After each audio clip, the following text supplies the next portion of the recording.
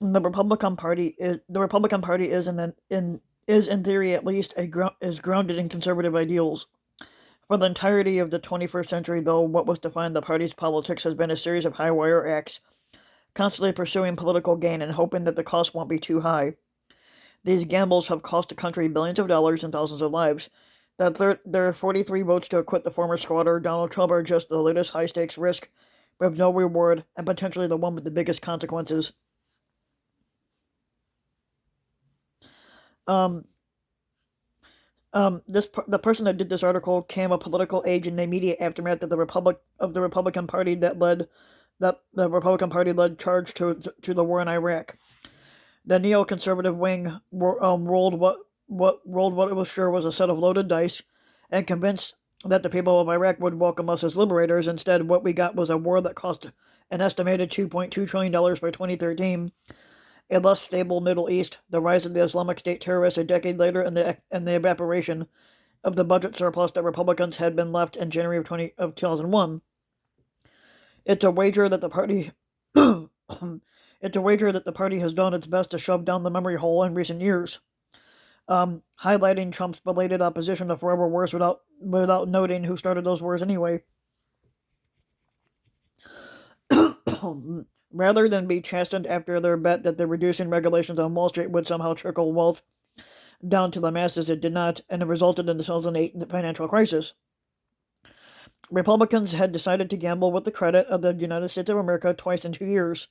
The second time involved specifically preferring to put the country in a position to purposely default on its loans rather than allow poor people to have access to health care. But none of this was necessary, and none of it ended well for the Republicans. After a painful budget cut, reductions in the country's credit rating, and 2 weeks of government shutdown, Obamacare is still the law of the land. And then we had a laundry list of bets that were made during the Trump era. Some were placed by voters, some by elected officials, and all crashed and burned. There was a bet that Trump would eventually become more presidential, which he didn't, and there was the bet that he be a political net positive for the Republican Party, and then there was also a bet that he would be a populist voice for the little guy, or a force for American strength around the world, which neither of that was true anyway in that part. But instead, Republicans in the last 4 years have lost control of the Senate, the House, and the White House. The party itself is shrinking as people change their registrations in the aftermath of this election. The country is facing a much higher deficit after the bad faith predictions that businesses would spend the windfalls from tax cuts on growing the economy. Allies overseas, meanwhile, are less certain than ever before about the ability of the U.S. to be the leader of the free world. But even with this chaos going on, even with Trump's clear intention to cheat in the 2020 election, Republicans didn't know when to fold him. All the Senate Republicans but one voted to keep him in office last year, and some insisted that Trump would be cowed moving forward, despite their votes stuck with him. But Trump had learned a pretty big lesson from impeachment Senator Susan Collins said at the time, but obviously he clearly did not. Kramer and other Republicans are wagering America's future without any evidence on the idea that Trump is politically weakened enough to no longer be a threat. And yet, after all of that, the decisions of the 43 Republican senators to vote to acquit Trump may have been the worst bet that the party has ever placed.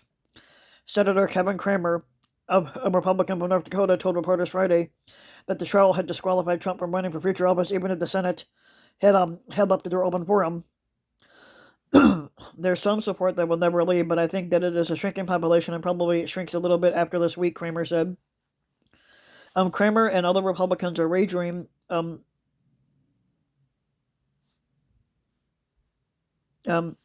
they're wagering on the fact that Trump is politically weakened, which he's not. They're betting that nobody will ever come along who will try to steal the election like Trump did, but do it better, more efficiently, and more effectively. But they're betting that they won't be held responsible should that day ever come. The Representative Ted Lieu, who's a Democrat from California, offered a prescient warning during the third day of the trial, telling senators that he wasn't worried that Trump would run for office again in 2024 win. He says, "I'm afraid he's going to run again, and hopefully he'll lose, but he can do this again." Lieu said of the chaos that Trump unleashed in Congress, and Lieu made a strong point. But Republicans are willing to go all in on the chance that he was wrong. I shudder to think about what we'll have lost when the cards hit that fucking table.